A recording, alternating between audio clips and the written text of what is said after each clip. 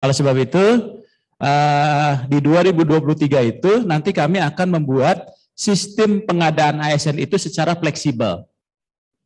Jadi dia tidak harus rame-rame gitu ya. Jadi nanti kita ternyata PUPR butuhnya di bulan Juni, boleh dia pengadaan bulan Juni. Nanti ada lagi yang butuhnya Agustus, boleh pengadaan bulan Agustus. Rencana kerja Kementerian PAN-RB sesuai dengan Pagu Anggaran 2023 ini juga kami sampaikan tentang rencana kegiatan di 2023. Nah, di sini teman-teman bisa melihat di sasaran strategis 2 yaitu terwujudnya ASN yang profesional, Kemenpan-RB mencanangkan pada poin terakhir yang ini ya, yaitu ada terkait dengan piloting implementasi pengadaan CASN yang fleksibel. Ya, itu artinya apa yang disampaikan oleh Bapak Abbas Subagja tadi itu telah di follow up dan Halo, assalamualaikum warahmatullahi wabarakatuh teman-teman, selamat pagi. Ketemu lagi dengan channel Almahya dengan saya Andika. Nah teman-teman, di sini ada informasi terkait dengan rencana pengadaan CASN 2023 yang telah dibocorkan oleh pejabat Kementerian RB, sekaligus juga kita dapat melihat dari rencana kegiatan yang akan dilakukan Kemenpan RB di tahun 2023 saat rapat dengan Komisi 2. Nah, di situ kalau kita lihat penjelasannya, nanti di tahun 2023 ya, penerimaan CPNS ataupun CASN baik P3K maupun CPNS itu kemungkinan besar tidak akan menggunakan sistem yang seperti sekarang ini, yaitu dengan cara bersamaan secara keseluruhan. Nanti itu kalau kita lihat programnya dari Kemenpan RB yang sudah dikomunikasikan ke BKN, penerimaan CASN itu akan dilakukan sesuai dengan kebutuhan instansi. Misalnya instansi A butuhnya di bulan Februari, maka pengadaan CASN untuk instansi itu di bulan Februari. Instansi B membutuhkan di bulan April, dan berarti penerimaan CASN itu dibuka untuk bulan April untuk instansi tersebut. Jadi ada kemungkinan penerimaan CASN itu bisa berlangsung setahun penuh dari Januari sampai Desember, tergantung dari kebutuhan instansi masing-masing. Untuk lebih jelasnya, teman-teman silakan simak penjelasan dari pejabat Kementerian RB, Bapak Abbas Subagja, dan rapat dari Kemenpan RB dengan anggota DPR RI. Oke, sebelum lanjut silakan subscribe dulu untuk terus mendapatkan informasi terupdate seperti ini. Oke, teman-teman silakan simak videonya. Nah, sebab itu kami juga ingin bahwa setiap jabatan-jabatan itu bisa memiliki standar yang sama, baik dari dia cara masuknya maupun dari sistem pengembangan karirnya, termasuk dari aspek kesejahteraannya. Ya, termasuk dari aspek kesejahteraannya. Nah, oleh sebab itu di 2023 itu nanti kami akan membuat sistem pengadaan ASN itu secara fleksibel. Jadi dia tidak harus rame-rame gitu ya. Jadi nanti kita ternyata PUPR butuhnya di bulan Juni, boleh dia pengadaan bulan Juni. Nanti ada lagi yang butuhnya Agustus, boleh pengadaan bulan Agustus. Jadi sesuai dengan kebutuhan instansi. Makanya nanti 1 tahun sebelumnya penetapan formasi itu kita akan lakukan di awal tahun.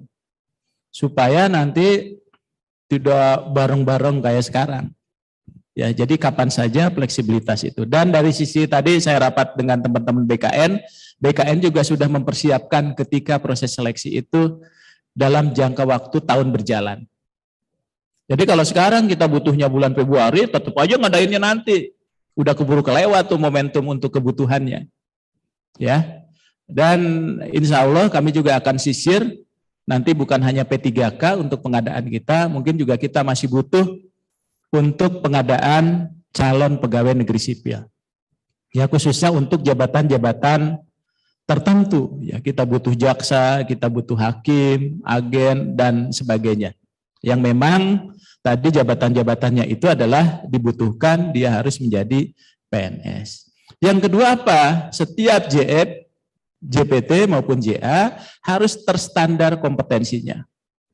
Bahkan nanti ke depan standar kompetensi itu nanti akan kami serahkan ke masing-masing instansi untuk bisa menetapkan standar kompetensinya. Jadi kita hanya untuk pedomannya saja yang kita buat nanti. Tapi kalau orang sudah terstandar, cara masuknya juga sudah tadi terukur, kompetensinya terstandar, butuh dong kalau standarnya sudah ada, berarti apa? Kinerja apa sih yang bisa dia hasilkan?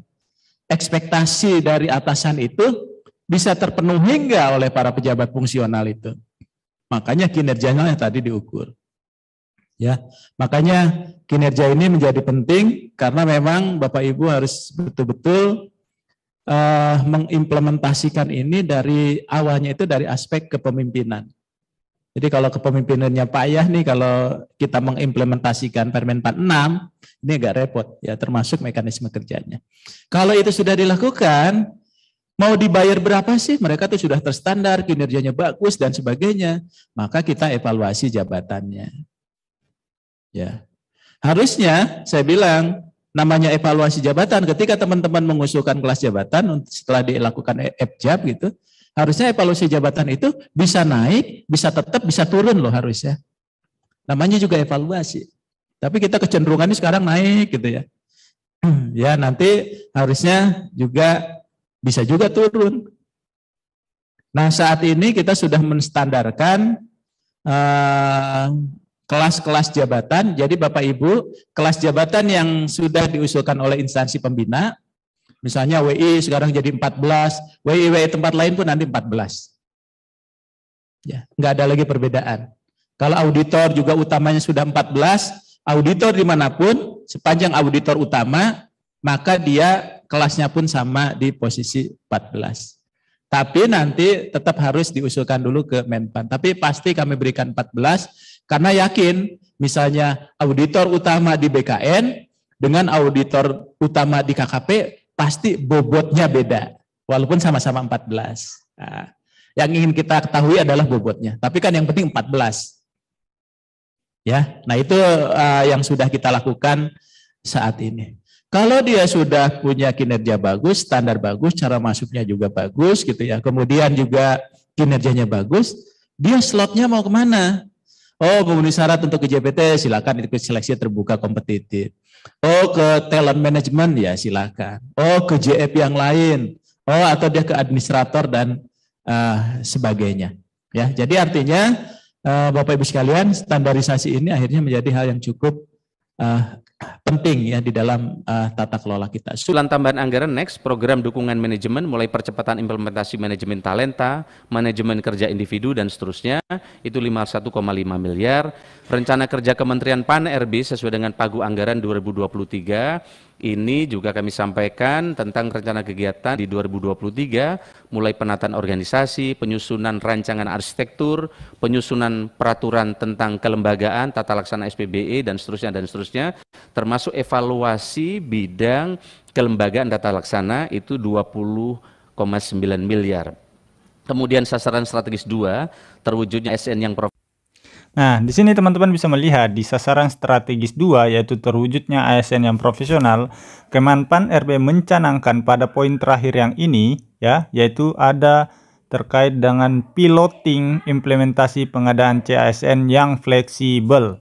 Ya, itu artinya apa yang disampaikan oleh Bapak Abbas Subagio tadi itu telah di follow up dan dimasukkan ke dalam rencana anggaran di tahun 2023.